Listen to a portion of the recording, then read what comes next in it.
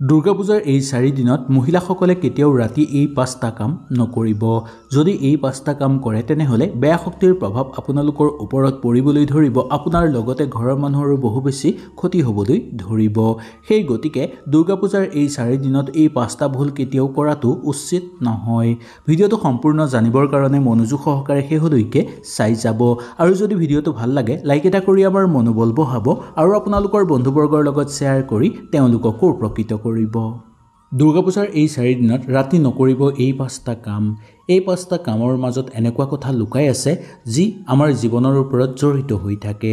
যিকোনো মানুহক ক্ষতি কৰি তুলিব পাৰে এই 5টা কামে।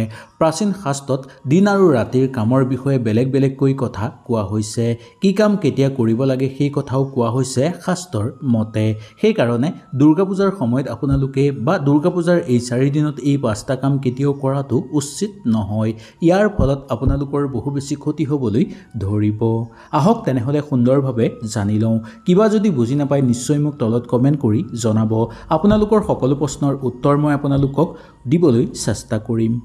দুৰ্গা পূজাৰ 4 দিনত ৰাতি এনেকুৱা জাগালৈ যোৱা উচিত নহয় যি জাগাত আপোনালোকৰ দুটাতকৈ বেছি ৰাস্তা একেলগ হৈ লগ লাগিছে বা 4 আলি বা 5 আলি বা 6 আলি হৈছে। যি ৰাস্তাত 3টা বা 4টা ৰাস্তা আহি লগ লাগিছে সেই ৰাস্তাত এই দুৰ্গা পূজাৰ ৰাতি যোৱাটো উচিত নহয়। এনেকৈ গ'লে আপোনালোকৰ বহু বেছি ক্ষতি হ'বলৈ ধৰিব। এই ঠাইত বেয়া শক্তিৰ প্ৰভাৱ সৰ্বাধিক দেখিবলৈ পোৱা যায় এই দুৰ্গা পূজাৰ ৰাতি। দুৰ্গা পূজা যেনেকৈ শুভ শক্তিৰ আগমনৰ হয় তেনেকৈ ৰাতিটো বেয়া শক্তিৰ কাৰণেও বহু প্ৰখৰ দেখিবলৈ পোৱা যায়। যেনেকৈ ভাল শক্তি ঘৰলৈ আগমন হয় বা আমাৰ জীৱনলৈ আগমন হয় তেনেকৈ এই সময়ত বেয়া শক্তিও বেছিকৈ জাগ্ৰত হৈ থাকে।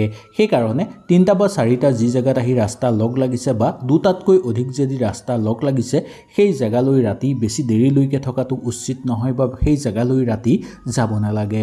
তেনেকুৱা জেগা সদায় এৰি চলিব লাগে। এই ঠাইবোৰত শাস্ত্ৰৰ অনুসৰি বহু বেয়া বুলি মনা গৈছে। সেই জেগাত বহু প্ৰকাৰৰ বেয়া কাম চলি থাকে। ইয়াৰ ফলত সেই জেগাত ৰাতি বেয়া শক্তিয়ে বাস কৰে আৰু সেই বেয়া শক্তিয়ে আপোনাকো ক্ষতি কৰিব বিচাৰিব। সাধাৰণ মানুহক বিপদ কৰি তুলিব পাৰে। সেইকাৰণে ৰাতি এই জেগা আপোনালোকে এৰি চলিব।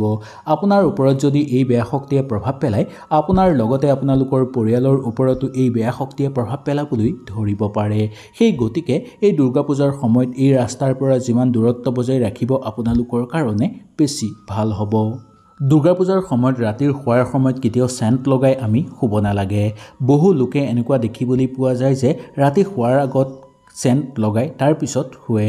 শাস্ত্ৰৰ মতে ৰাতি সুগন্ধিত বস্তু লগাই শুলে বেয়া শক্তি আকৰ্ষিত হৈ পৰিব আপোনালোকৰ ঘৰলৈ আৰু এই বেয়া শক্তিয়ে আপোনাক ক্ষতি কৰিব পাৰে।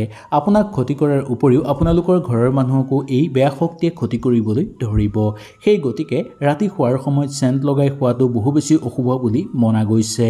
এই দুৰ্গা পূজাৰ সময়ত বেয়া শক্তি বেছিকৈ শক্তিশালী হৈ থাকে। যদি আপোনালোকে ৰাতি শোৱাৰ সময়ত চেণ্ট লগাই শুৱে তেনেহ'লে সেই বেয়া শক্তি আহি আপোনালোকৰ ঘৰত বাস কৰিব। মনত ৰখাটো দৰকাৰ যে আমি ধূপ ধূনা লগাওঁ ভাল শক্তি আকৰ্ষণৰ কাৰণে।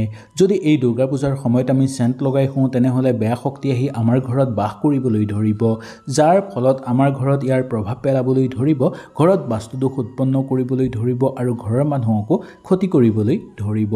সেই গতিকে এই ভুল আপোনালোকে কেতিয়াও নকৰিব।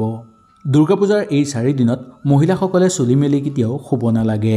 কোৱা হয় যে মহিলাৰ খোলা চুলিত বেয়া শক্তিয়ে বাস কৰে।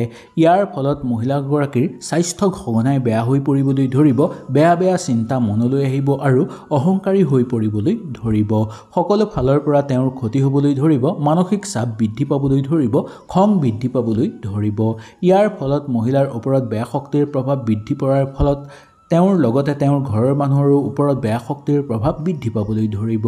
ভুলতো ৰাতি মহিলাসকলে এই 4 দিনত চুলি খুলি শুব নালাগে। যদি চুলি খুলি শুৱে তেনেহ'লে আপোনালোকৰ যদি গ্ৰহ নক্ষত্ৰ বেছিকৈ দুৰ্বল হৈ থাকে তেনেহ'লে প্ৰথম দিনাৰ পৰাই আপোনালোকৰ ক্ষতি আৰম্ভ হ'বলৈ ধৰিব।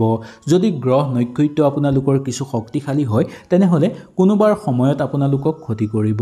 যি সময়ত আপোনালোকৰ গ্ৰহ সামান্য দুৰ্বল হৈ পৰিব সেই সময়তে আপোনালোকক ক্ষতি কৰিবলৈ ধৰিব।